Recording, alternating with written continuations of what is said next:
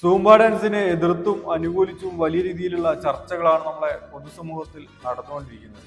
ഈ Zumba dance എന്നാൽ ചില ആളുകളുടെ ധാരണ ഇതൊരു അല്പവസ്ത്രധാരണം അണിഞ്ഞുള്ള തുള്ളലാണെന്നാണ്. ഈ ഒരു ബോധത്തിന്റെ അടിസ്ഥാനത്തിലാണ് പല ആളുകളും ഇതിനെ നിശിതമായി വിമർശിച്ചു വരുന്നത്. ബില്ലി ഡാൻസ് വേറെയാണ്, സൂംബ ഡാൻസ് വേറെയാണ്, സാംബ ഡാൻസ് വേറെയാണ്.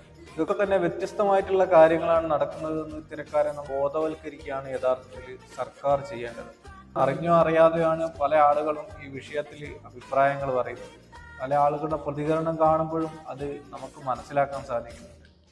ഈ സൂംബ ഡാൻസ് എന്നാൽ ബെറ്റോ പെരസ് എന്ന കൊളോണിയൻ നർത്തകന്റെ സൃഷ്ടിയാണ്.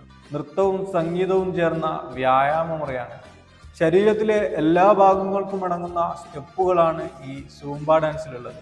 അനാവശ്യമായ കലോറിയെ ഇത് എരിച്ചു കളയുകയും കൊഴുപ്പ് കുറയ്ക്കുകയും ഏകാഗ്രതയും ഓർമ്മശക്തിയും ഈ സാംബ ഡാൻസിലൂടെ വർദ്ധിപ്പിക്കാൻ സാധിക്കും.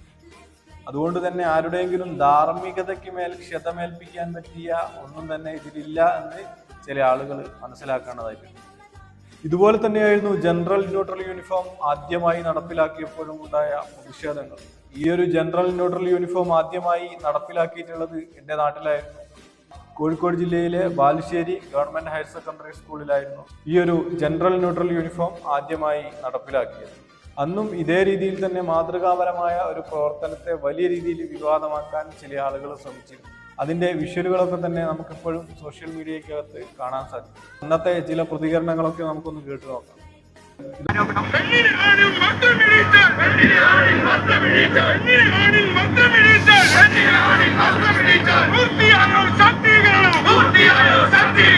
രക്ഷിതാക്കളുടെയോ അല്ലെങ്കിൽ വിദ്യാർത്ഥികളുടെയോ അല്ലെങ്കിൽ PTA-യുടെയോ ജനറൽ ബോഡി വിളിച്ചുകൊണ്ട് പൂർണ്ണമായ ഒരു അംഗീകാരം നേടിയതിനു ശേഷമല്ല ഈ ഒരു തീരുമാനം എടുത്തത് എന്ന് തന്നെയാണ് പ്രതിഷേധത്തിന്റെ മൂലമായ ഇതൊക്കെയായിരുന്നു അന്നത്തെ പ്രതികരണം. പക്ഷെ ഇന്ന് ഈ ഒരു ജനറൽ ന്യൂട്രൽ യൂണിഫോം പല സ്കൂളുകളും മാതൃകാപരമായ ഒരു പ്രവർത്തനമായി ഏറ്റെടുത്ത് നടപ്പിലാക്കിക്കൊണ്ടിരിക്കുകയാണ്. പല സ്കൂളുകളും ഇതിന്റെ ഭാഗമായിട്ട് ജനറൽ ന്യൂട്രൽ യൂണിഫോം നിലവിൽ വന്നു കഴിഞ്ഞു. അപ്പം ഏതൊരു മാറ്റത്തിന്റെയും തുടക്കത്തിൽ ഇത്തരത്തിലുള്ള വലിയ പ്രതിഷേധങ്ങളൊക്കെ ഉണ്ടാവുന്നത് സ്വാഭാവികമാണ്.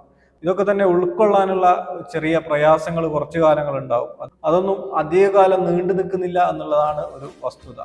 ഇത് വിവാദമാകുന്നതിന്റെ പിന്നിൽ നിലമ്പൂർ തെരഞ്ഞെടുപ്പും ഒരു പ്രധാന ഘടകമാണ്. കാരണം ചില വർഗീയ ശക്തികളുടെ കൂട്ടുകെട്ടോടുകൂടിയാണ് നിലമ്പൂർ UDF-നൊരു വിജയം ഉണ്ടായിരിക്കുന്നത്.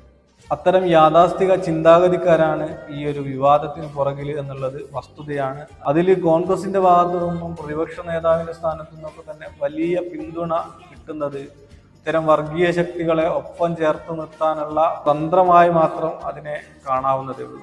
അതുകൊണ്ട് തന്നെ ഈ സൂംബ നൃത്തവും റാപ്പ് മ്യൂസിക്കും ഒക്കെ തന്നെ കുട്ടികൾക്ക് ആസ്വദിക്കാനുള്ളതാണ്. അവരത് ആസ്വദിച്ച് തന്നെ വളരട്ടെ.